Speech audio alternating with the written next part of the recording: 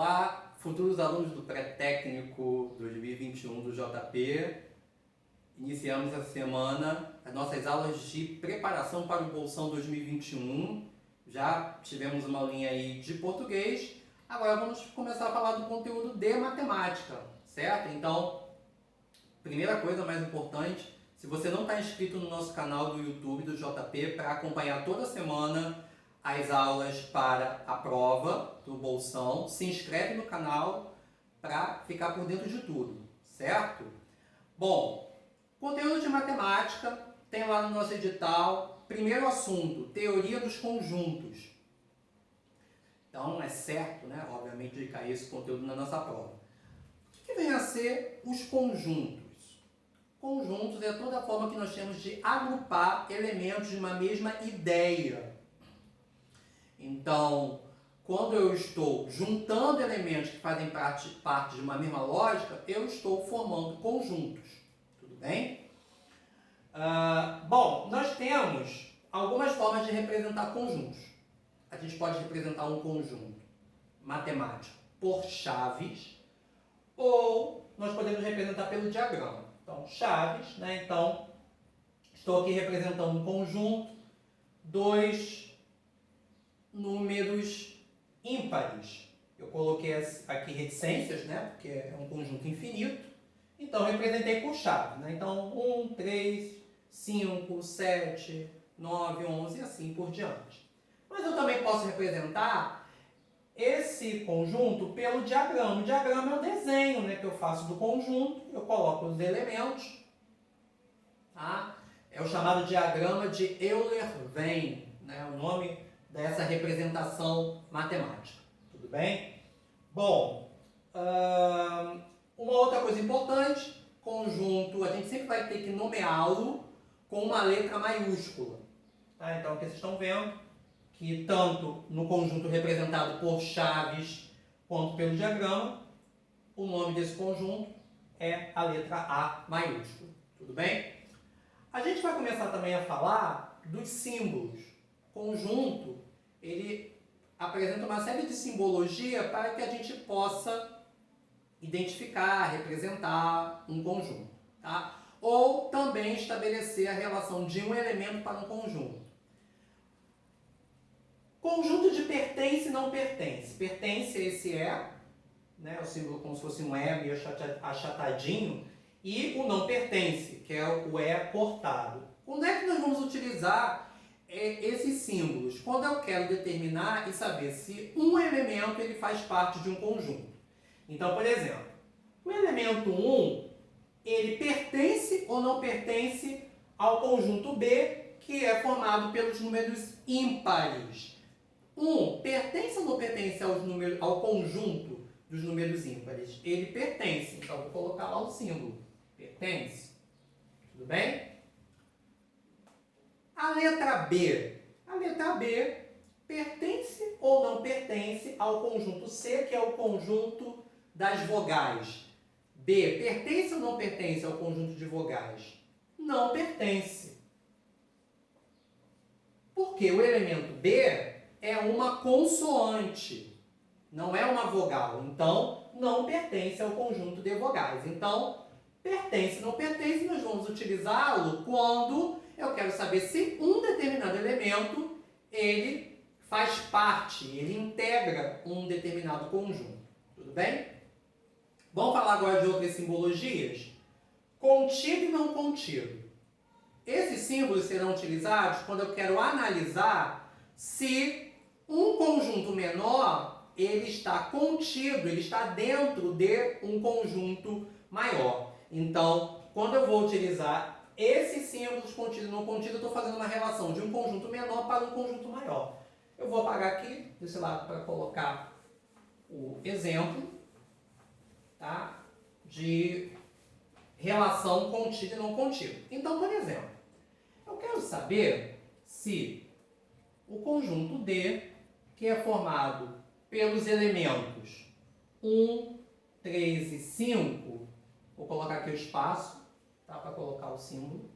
Eu quero saber se o conjunto D ele está contido ou não contido no conjunto C, que é o conjunto.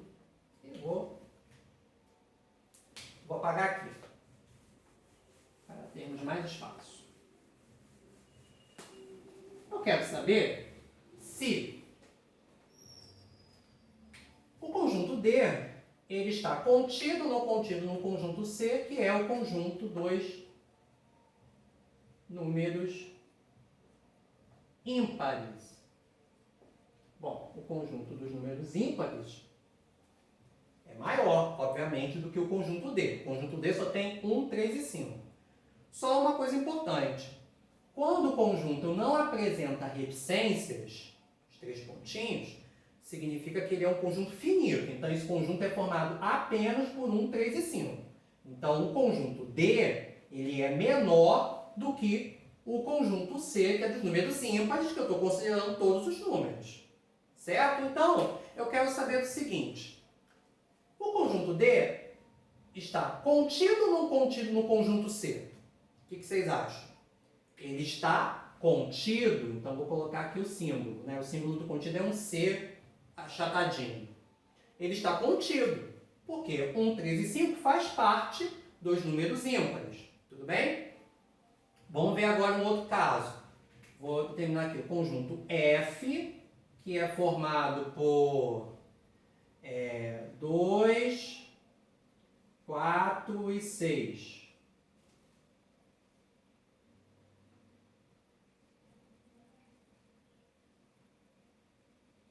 Vou colocar também números ímpares. Tudo bem? Bom, eu quero saber se o conjunto F, formado pelos elementos 2, 4 e 6, o conjunto F está contido ou não contido no conjunto G, que são dos números ímpares. Não contido. Se cortado. Por quê? Porque 2, 4 e 6 são formados por números pares. Agora, uma outra observação também. Se tiver um exemplo, vamos colocar aqui, se tiver assim, 1, 2 e 6. Vou colocar 1, 2, 6 e 8. Aí vou colocar o conjunto Z. Vou colocar a letra Z. Eu vou colocar assim, números pares. Números pares. Tá? Aí eu quero saber o seguinte. 1, 2, 6 e 8. Está contido ou não contido nos números pares? Aí você pode pensar assim, está contido, porque tem 2, 6, 8 são números pares. Só que aqui nós temos o 1, que é um ímpar. Então, mesmo que eu tenha alguns elementos que façam parte do outro conjunto, do conjunto maior, mas se tem um apenas, basta um, que não faz parte, ele é não contido. Por quê? Mas por que o conjunto I é não contido em números pares? Porque, para que esse conjunto menor seja contido no maior, tem que ser todos os elementos. Então, assim, eu tenho, tudo bem, 2, 6 e 8. A maioria são pares, mas eu tenho o 1, que é ímpar. E o 1 faz parte do conjunto I. Então, se eu tenho um elemento apenas desse conjunto menor, que não faz parte do maior, vai ser não contido. Tudo bem? Então, prestem atenção nessa orientação. E para terminar, vamos falar do símbolo de contém e não contém. Contém, vou colocar assim, ao contrário, contém e não contém.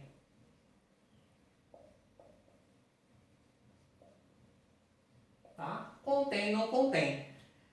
O contém e não contém, eu vou utilizá-los quando eu estou relacionando o conjunto maior para o conjunto menor. Eu quero saber se um conjunto maior contém elementos do conjunto menor. É o inverso do contido e não contido. Porque no contido e não contido é do menor para o maior. O contém no contém é ao contrário. Então, do conjunto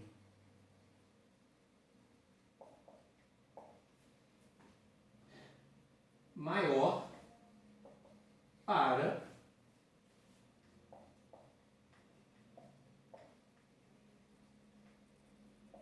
o conjunto menor. Tudo bem? Então, prestar atenção, porque se eu tenho primeiro um conjunto maior e eu estou analisando, fazendo a relação com o menor, eu vou usar o símbolo de contém e não contém. Vamos ver um exemplo?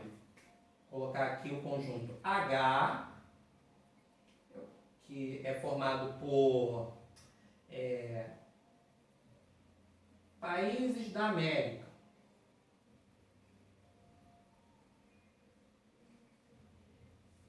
Vou colocar aqui o conjunto L, passar para cá, L, que é formado por Brasil e Argentina.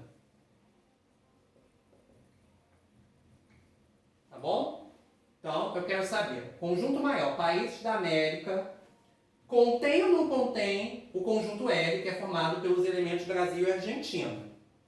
Contém. Certo? Porque países da América também são formados por Brasil e Argentina, são compostos por Brasil e Argentina, fazem parte da América. Tudo bem? Vamos ver aqui um outro exemplo. Vou colocar aqui embaixo. O conjunto I, vou colocar o conjunto das consoantes. Eu quero saber se as consoantes contêm ou não contêm o conjunto J, formado por A, E, I, O e U. Então, conjunto maior, consoantes, ele contém ou não contém o conjunto J, formado por A, E, I, O, U? Não contém. Não contém. Por quê? Porque A, E, I, O, U são vogais, não são consoantes. Então, não contém. Só lembrando, né, se tivesse aqui A, E, I, B, tem uma consoante. Mesmo assim, seria não contém. Porque basta um elemento que não faça parte do outro conjunto, do conjunto maior, para que ele fosse representado pelo não contém. Tudo bem? Então, o conteúdo é importante da nossa prova de simbologias de conjuntos, certo? Então, fiquem ligados nos nossos canais, se inscrevam no canal do YouTube, porque toda semana vai ter aí conteúdo de português e matemática para o nosso Bolsão 2021. Tchau, até a próxima aula.